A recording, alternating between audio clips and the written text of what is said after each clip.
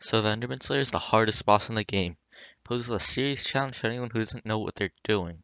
Now I've made a few guides on what you're supposed to do during the fight, but here are 10 tips to make this thing a whole lot easier. And by the way, I'm not an Ender Slayer sweat.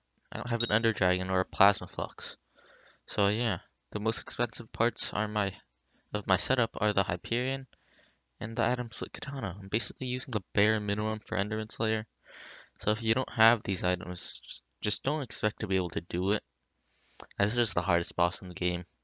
But with that, let's get into 10 tips on how to make your Enderman Slayer grind easier. So for the first tip, don't use a warden helmet. And now you're probably thinking, yeah, well everyone uses a warden helmet for this Enderman Slayer boss. And all the sweats use it. But no, you're not a sweat. Okay, this is why you're watching this video. Okay? So if you're brand new to tier 4s, what you should do instead is use a Final Destination helmet.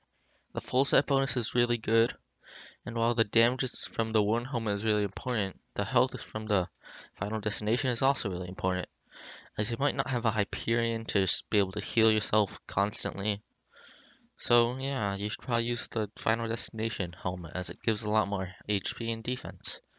And also, the Final Destination helmet also gives a lot more intelligence, which is really good, as make basically all things in the game that heal you just use intelligence.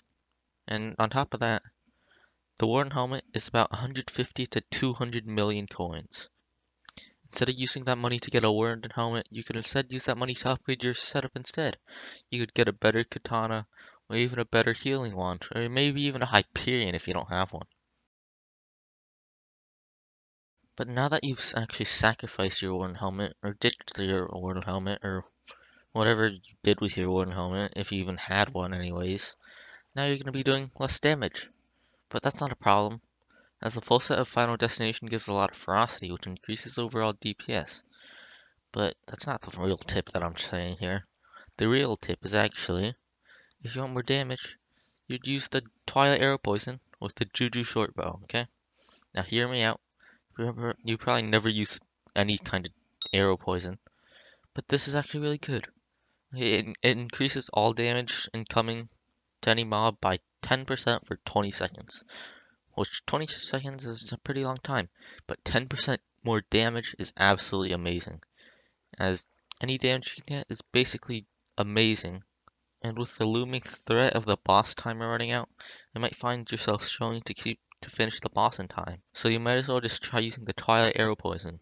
But there's one downside to this, and that's the fact that you need a Juju Shortbow for this, as to apply the Twilight Arrow Poison effect, you need to be able to shoot the Enderman first.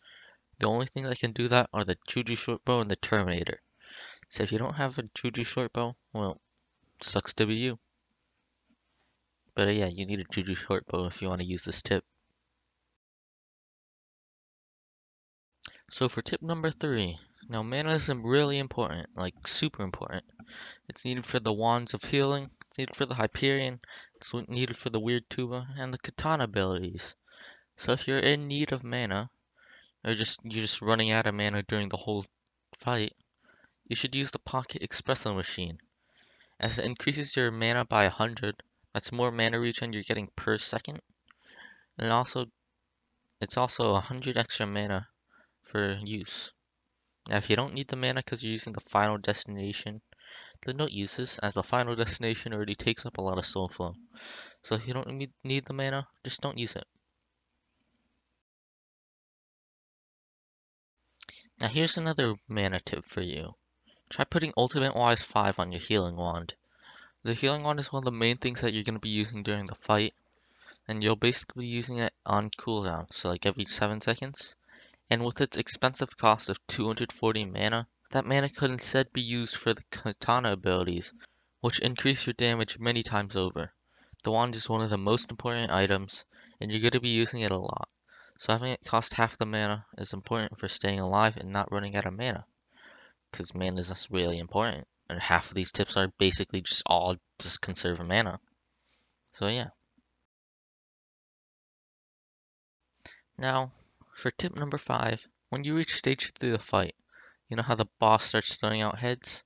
try to get rid of the heads every time, like right when they come out, as each head might not do a lot of damage, but if you don't get rid of them, they're gonna end up stacking, and that's when they start doing tons of damage, and no amount of healing will save you from that. Also, sometimes the heads become glitched and they turn invisible, which also isn't very fun. So if you lose too many of them, there's also going to be big problems. So make sure to keep track of them as soon as they come out and just pop them.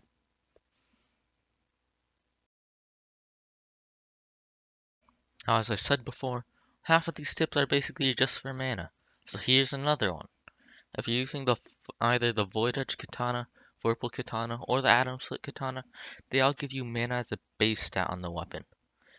And if you hold them while the boss is in the spinny phase, or it's in its hits phase, and you're waiting to damage it again, hold out the katana. It will give you more max mana, giving you more mana regen per second. And that's just more mana, because you're gonna need a lot of mana. Have I said mana?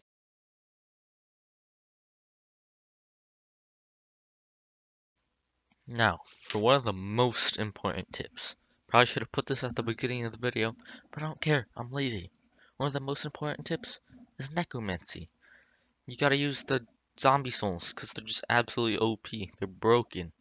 The tank zombies are just absolutely crucial to boost the hits phase, as the more zombie souls you have, the better. Now, they will cost more mana, but the thing is, the zombies are just so good. Unless you want to hit the enderman 100 times during its hits phase, just let the zombies do it. Because, well, I don't like carpal tunnel. You probably don't like carpal tunnel. You probably already have carpal tunnel. So might as well just not die. Instead let the zombies hit the boss.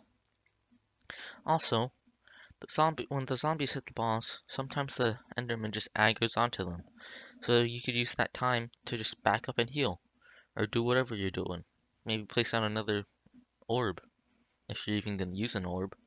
Although I recommend against that, and there's probably going to be a tip for that. I don't know. But you should absolutely use necromancy. Everyone uses it, especially all the top players. If you don't believe me, go look at someone else's video. Now this is another tip for necromancy weapons, and what would you guess? It's about mana. Can you believe it? Yeah, mana. So anyways, instead of using the summoning ring to summon your mobs, which costs like 13 mil, you could instead use a necromancer sword, which costs like 8 mil. Which is still a lot, don't get me wrong, but you should still use it, as first of all, you can put Ultimate Wise 5 on your necromancy sword. And Ultimate Wise 5 is really good, because well, having it on your sword, that just half the whole cost of spawning your tank zombie souls, which makes it a lot easier, because you're gonna have to put necromancer armor on to actually summon the souls. So the fact that the souls cost half as much, and you won't be using mage armor, it's gonna be a lot easier to summon the souls. Now another helpful tip, if you're really struggling with the boss, like you really can't do it at all, try having another friend using a lesser orb of healing on you. It would help greatly. As it heals you for 5% of your health a second, the lesser orb would basically carry you through the whole boss. You might be able to do it without a Hyperion. With the lesser orb, the Wand of Mending, and the power up and maybe a zombie sword, you might be able to do tier 4 bosses without a Hyperion. Although there's two problems to this. First of all, you need a friend. Just to let that sink in, you need a friend, okay?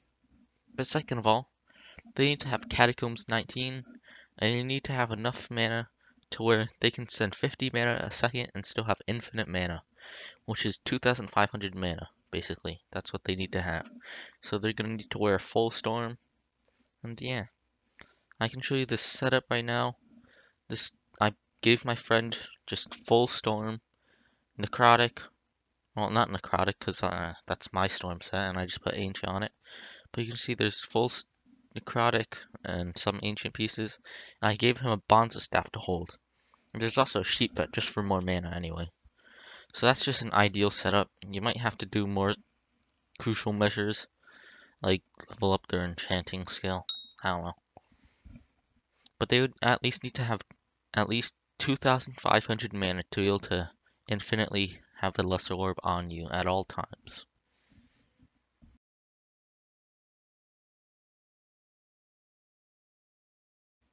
So for the last tip, if you're a poor boy like me, and you don't have a plasma flux or an overflux, and you only have a mana flux, don't use the mana flux, as it spends half of your mana every time you place it down. And it only gives you 50% more base mana regen, which isn't really a lot, and it won't really repay back for the amount of health or intelligence that you just spent on that. So instead you should wait until you at least have an overflux, or maybe even a plasma flux to actually use it. Because you can really tell the difference in mana regen when you're using a plasma flux compared to a mana flux. Also, the plasma flux just gives a lot of strength, like 35 strength, and it gives 125 base mana regen, which is like 3 times more than the mana flux, which is like amazing. Now that's gonna be all for today's video. If you did find this video at all helpful in any kind of way at all, you know what to do, right? Good. All the YouTubers say it. I'm not a YouTuber yet. I guess I am. But you know what to do, okay? Do it. Do it, please. Please. I need clout or something like that. Anyways, yeah, that's gonna be all for today's video. Bye.